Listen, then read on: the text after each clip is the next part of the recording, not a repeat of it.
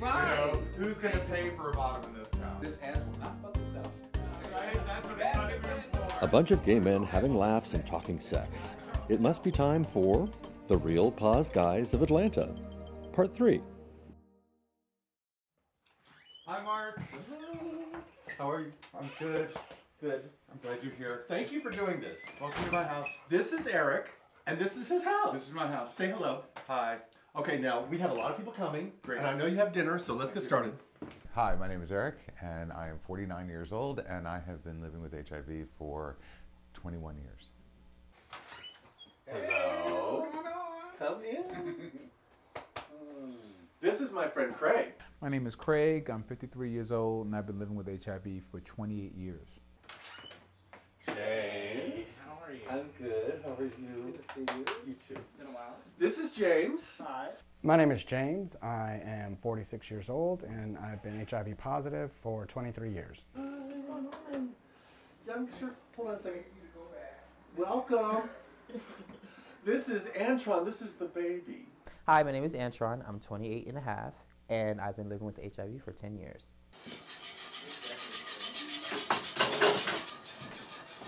Making sauce.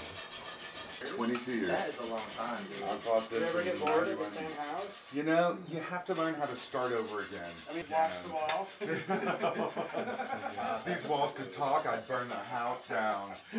I'm really glad to host tonight. I enjoy cooking, I enjoy having people over, and I enjoy having people help as long as they stay out of my kitchen.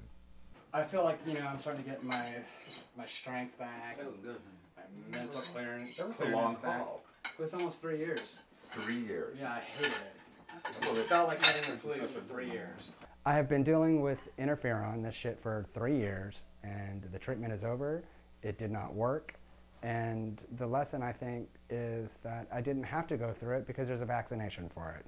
So if you haven't been vaccinated, get vaccinated for hepatitis B. I thought it was C. No, That's I what I had thought it hepatitis was. B. Really? Mhm. Was it a drug addict thing? Well, I had it for a lot longer than, I contracted it probably about 20-something years ago. You had hepatitis B for 20 years? Yeah. Wow. And then, but it wasn't doing anything. I mean, it wasn't. I was never sick from it, and then I relapsed on drugs, and kind of brought it all alive again.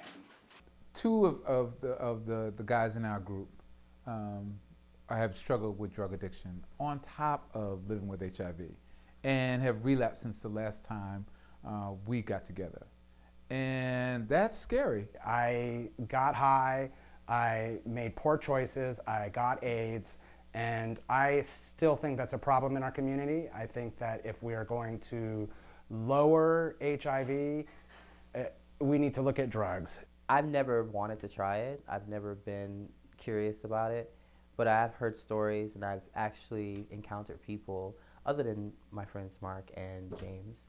I got hepatitis C from shooting it. Yeah. Oh my God. The old-fashioned way. Right. Whatever it takes for people to own that they fall and they get back up, I really admire that. You can, although deal with this addiction, you can come out of it, but it doesn't mean you're not going to have issues. To our boy Antron and his impending move to the big city of New York City, from the Big Peach to the Big Apple. You're here. Good luck. We love Safe you. travels. And good health. I've decided to make this move based off of faith and intuition and knowing that in my heart things will work out the way I know they will. So how was your mother with this move? You know what? Honestly, it's funny because my mom and our relationship has gotten so much better. My first time when I disclosed my status, it was to a friend of mine who also was positive. I called him up, let him know. He, without my consent, goes to my mother, tells her my status, and my mom kicks me out. She didn't have a lot of knowledge around it. She pretty much was like, you need to get out. Don't come back. And she basically told me one day, just, live your life. Just, go for it. I think that is such a powerful message for all of us, who struggle with being different, particularly those of us that are lesbian, gay, bi, transgender, Right. or living with HIV, right? Right. Is being open about their truth. It's all good because I just know that it's gonna work out. I just feel it. I just want to, just really hold up again how you're stepping out on faith and you're following your heart, and so that's exciting. I think it's wonderful. I really do. I think it's great that he has enough balls to move to New York and not be being trapped in fear and pursuing his dreams. I think it's great. And how is your mother? How is your mother? She's great. She's one of my biggest fans. Really? And she is a stalwart. I see her weekly. I see her all the time. And yeah, she's great. And your mother, I remember you talking about the look on your mother's face when she found out you're positive. I'll never forget that. It was very moving.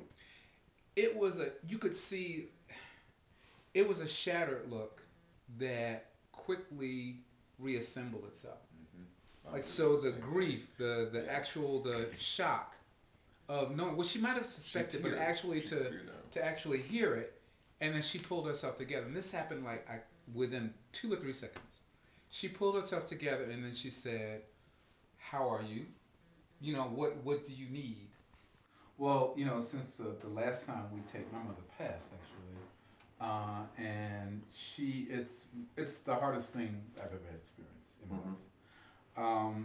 And while it certainly drove home to me how important a force she was in my life, and how she was just one of my best friends, and that I've lost just probably the most significant love in my life. It was touching to hear Craig talk about his mother. The whole time he was talking, I was kind of envious that I don't have the same relationship with my mother that he has or had with his mother. But what I've realized through sobriety and through being through having gone through interferon for 3 years is that I don't have to do any of this alone. That I mean, we're all here for each other. I don't have to do any of this alone, but I do have to make myself be honest about what's going on with me, and if I need help, to ask for it. That's just not how I am, and I don't know why that is. I'm not conscious of saying, okay, I can't say that I'm struggling. I just don't go there. It's really hard to ask for help, especially when you've been taking care of yourself for so long. So giving someone else kind of like that leeway to doing things for you, it is a difficult thing to wrestle with, especially when you've applied this mantra of if you want it done, you have to do it yourself. Of course, to no one's surprise, the conversation eventually turned to our favorite topic. Brace yourself. Why is it that we put value judgments on those that we identify as top being more masculine, being more valuable? That when we refer to bottoms, we say she's a bottom. I think being that I do represent a liberation that a lot of them have never experienced, it's very scary to them. And it's very intimidating to approach someone who is free and who loves himself and who can really identify as whatever. I'm a bottom. I ain't got no problem saying it. I don't understand much about what you're saying because I'm a top now. You know that? Okay. But I mean, without bottoms, you couldn't be a top, now could you? Right. But it's but I got in this culture, I've got this pressure to identify as a top, One way or the other. or not own the fact that not only do I like to fuck, I like to get fucked. And I've got to accentuate that. I get more currency from being identified as a top. I love it when someone just completely owns the fact that they're a 100% non-negotiable bottom with no shame, no baggage attached to it or anything. It's very sexy to me. My sexuality and my preferences and my proclivities have changed and grown and developed throughout the years. So it's really great now to be a bottom and then coming out later and being a top and then discovering another new angle of my being a bottom and then once again becoming a top. And not necessarily in that order. So I was online, and this guy was like, let's hook up. So I said, okay, cool. You're down the street. It's raining. It's romantic. My hair is gonna just glisten. I can't wait. And I have my condom packet, which includes the female condom for myself, the ultra sensitive. Then I have the water-based lube and oil-based lube, and then I have an oral condom, all in this nifty little packet. Okay, the female condom. Mm-hmm. You, Antron, Yes. use the female condom. I do. And how do you like it? I love it. You do? Isn't it about $8 a piece, though? Oh, no, I get mine free at clinic, honey. Oh. It's just about, basically, for me, empowerment for me. Knowing that I'm going to protect myself, and so I can put this in myself. Right. So I don't have to You're worry. in charge. Right, I'm in charge. And that is so empowering for me. But I give this condom packet to this guy. He takes the condom packet and he throws it on the counter. And he just sits and he's like, let's go. Oh, you're not gonna use that? Oh no, I do it raw. Oh, okay. Well, I don't. What you just described is like a classic case of safe sex negotiation, where you had your boundaries and you stuck to them, and that's amazing because a lot of people, like you say, there's a lot of people that would have gone, oh well, I tried, and so I mean, you stuck to your boundaries. And believe it or not, like I haven't always done that. And it took a long time for me to realize, and a couple of shots later, to realize, this whole barebacking thing is just not my tea. So I want you to pour it in another cup, not mine.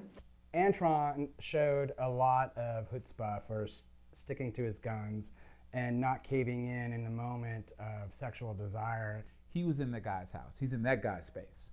And he chose to still be honest and say, you know what, this ain't gonna work. But I look at the statistics that say that is not typical. He is not like the other people of his age group. That's the best you can do. When it comes to HIV prevention, when it comes to our own self-care, whether that's around becoming infected with HIV or other STIs or just negotiating what we want, we have the responsibility to advocate for ourselves, whether we're HIV positive or not. And Antron, in that instance, he stood up for himself. All in all, we're a happy group. Maybe we're lucky. Or being open about our status has brought us closer. I just know we're friends, and I'm grateful. It's so great to have people over and to have friends over, to have good food and good fun. That's what a house is for. That's what makes it a home.